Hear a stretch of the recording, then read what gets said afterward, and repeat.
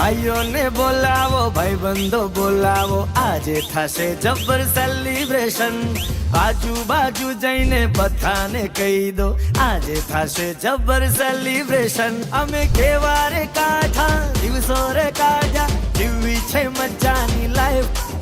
બધા કહેવા વાળા રે કહેતા રહ્યા, હવે જીવવી છે મજાની લાઈફ. અમે બાપ